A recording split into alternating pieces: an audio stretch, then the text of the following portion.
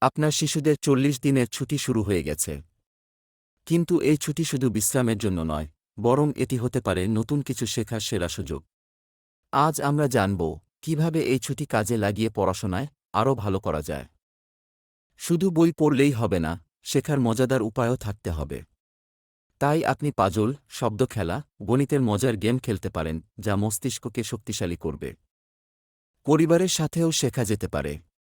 প্রতিদিন ১০ থেকে ১৫ মিনিট মা-বাবার সঙ্গে গল্পের বই পড়ুন, প্রশ্নোত্তর করুন এবং নতুন শব্দ শিখুন।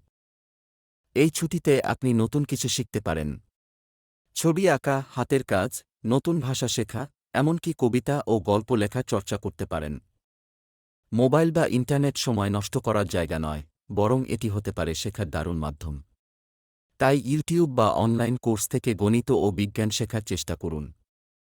ছুটির কাজ শেষ না করে রাখলে শেষ মুহূর্তে চাপে পড়তে হবে। তাই নিয়মিত ছুটির কাজ করুন এবং স্কুলে পড়া বিষয়গুলোর রিভিশন দিন। ৪০ দিনের ছুটি খুব মূল্যবান।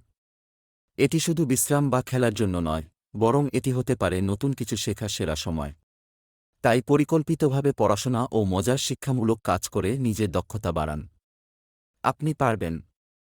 সকলের জন্য সুস্থতা ও শুভকামনা রইল। ধন্যবাদ।